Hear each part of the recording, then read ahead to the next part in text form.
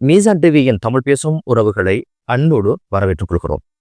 இந்த காணொளியில நான் உங்களோட கதைக்க போறது சபாநாயகருடைய ராஜினாமா. சத்தம் இல்ல, யுத்தம் இல்ல, அமைதியாக எப்படி நடந்து முடிந்த, இதுக்கு பின்னால் இருந்த காரணங்கள் என்ன?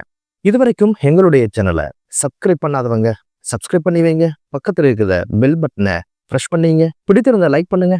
இது சம்பந்தமாக உங்களுக்கு என்ன தோணுதோ அதை கமெண்ட்ல சொல்லுங்க. சரி, நேற்றைய தினம் புதிய சபாநாயகர் பதவி விலகியதாக உத்தியோகபூர்வமாக அவர் கடிதம் மூலம் அறிவிப்பு செஞ்சிருந்தாரு. இந்த அறிவிப்பு செய்யறதுக்கு காரணம் அவருடைய கலாநிதி பட்டம் குறித்த சர்ச்சைகள் எழுந்திருந்தது. அதை எல்லாருமே அறிந்திருப்பாங்க. இந்த சர்ச்சையை எதிர்கட்சியினர் எப்படி பார்த்தாங்க அப்படின்னு கேட்டா, ஒன்று, இந்த கலாநிதி பட்டம் குறித்து சபாநாயகர் அதற்குரிய நியாயங்களையும் வெளிப்படைத்தன்மையோடு சொல்ல வேண்டும். இல்லை என்றால் மக்களிடம் மன்னிப்பு கோரி பதவி விலக வேண்டும்.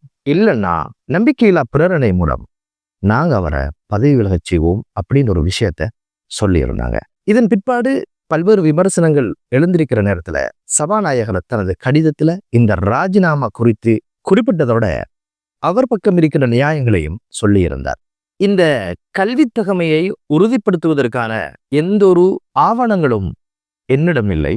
அந்த ஆவணங்களை உரிய நிறுவனங்களிடமிருந்து பெறுவதற்கான கால அவகாசமும் இப்போதைக்கு இல்லை. மக்கள் எம் மீது வைத்திருக்கின்ற நம்பிக்கை பாழ்படாமல் இருக்க, அந்த நம்பிக்கை நெருக்கதிக்குள்ளாக்காமல் இருக்க, எனது பதவியான இந்த சபாநாயகர் பதவியை நான் ராஜினாமா செய்கிறேன் என்ற ஒரு விஷயத்தை அவர் குறிப்பிட்டிருந்தார்.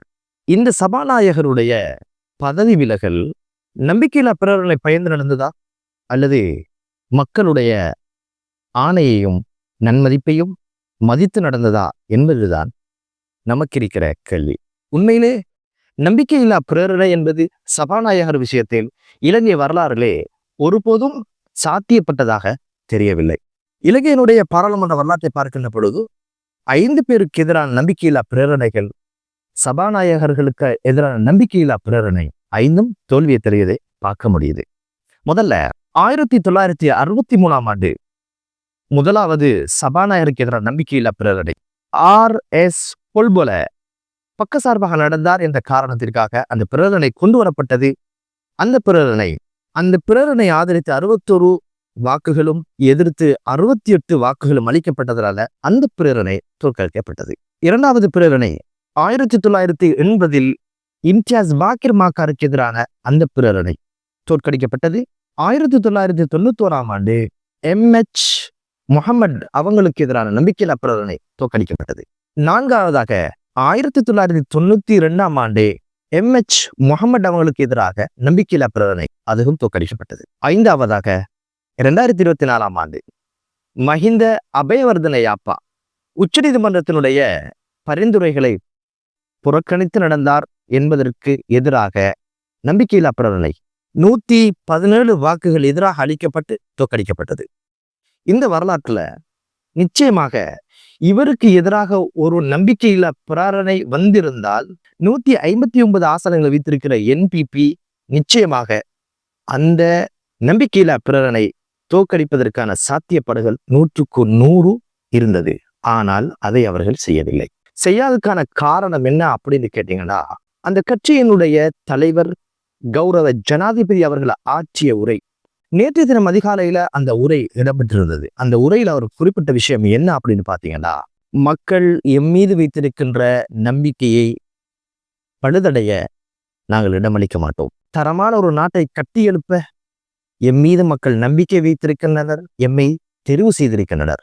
இந்த நம்பிக்கை கடுகளவெனும் சிதையுற நாம் இடமளிக்கவும் மாட்டோம், அப்படி நடந்து கொள்ளவும் மாட்டோம். அரசுக்குள்ளே அரசுக்கு வெளியே யார் தவறு செய்தாலும் எக்காரணத்திற்காகவும் அவர்களை நாங்கள் பாதுகாக்க மாட்டோம்.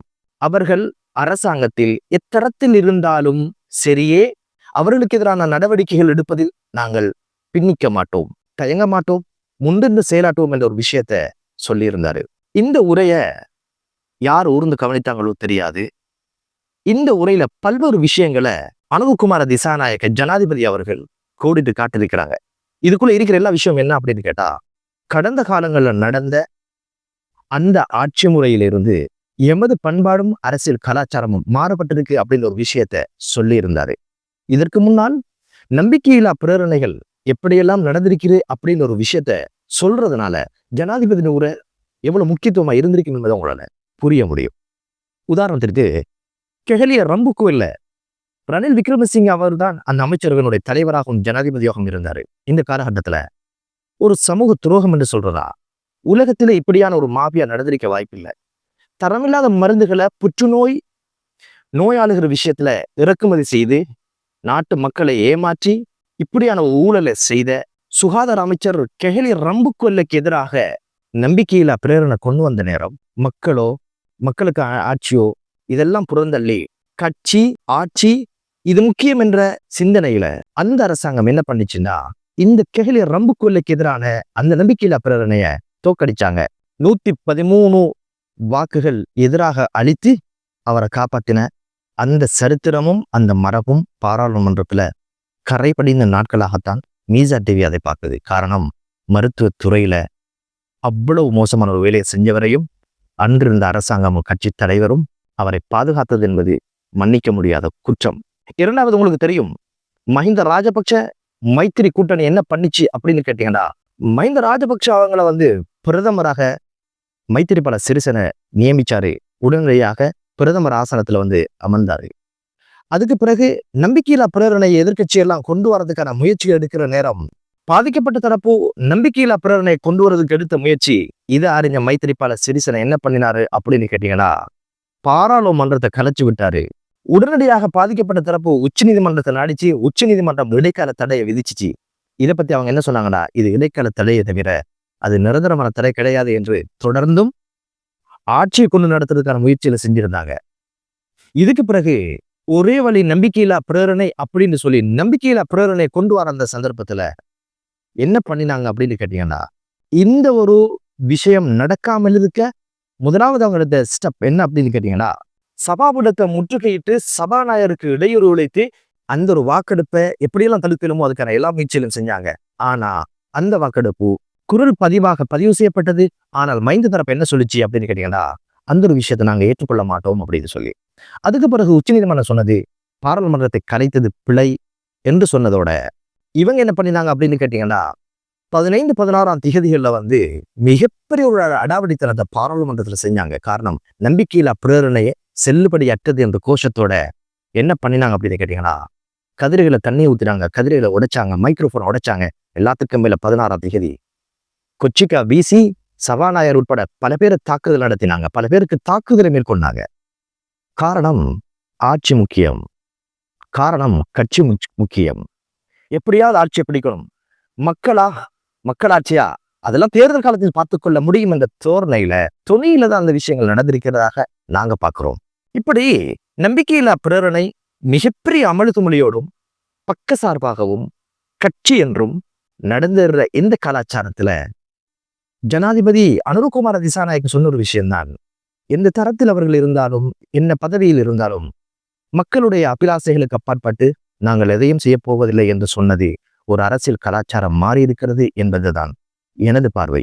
தனது பேருக்கு முன்னால் கலாநிதி என்ற ஒரு பட்டத்தை போட்டுக்கொண்ட ஒரு சர்ச்சைக்காக மக்கள் ஆணையை மதித்து இந்த கட்சி ஒரு தீர்மானம் எடுத்து அவர் பதவி விலகியது என்பது உண்மையிலே ஒரு பாராட்டக்கூடிய விஷயம். இப்ப மக்களிடையே காணப்படுகின்ற மிகப்பெரிய எதிர்பார்ப்பு என்ன அப்படின்னு கேட்டீங்கன்னா, புதிய சபாநாயகராக யார் தெரிவு செய்யப்படுவார் என்ற ஒரு விஷயம்தான். இப்போது இருக்கின்ற பிரதி சபாநாயகர் ரிஸ்வி சாலிஹ் சபாநாயகராக செயல்படுவாரா அல்லது புதிய ஒரு முகம் தெரிவு செய்யப்படுமா என்று தேடி பார்த்ததுல பெரும்பாலும் 16ஆம் 17ஆம் திகதிகளில் தான் பாராளுமன்றம் கூட இருக்குது. அந்த சந்தர்ப்பத்துல தான் முதல் நடவடிக்கைக்காக சபாநாயகர் தெரிவு இடம்பெறும் என்ற ஒரு விஷயம் சொல்லப்படுது. அந்த வகையில இப்போதைக்கு சிரேஷ்ட உறுப்பினராக இருக்கிறவர் தான் நிகால் கலபதிக்கு கொடுப்பதற்கான வாய்ப்புகளும் உண்டு என்ற ஒரு விஷயமும் பேசப்படுது.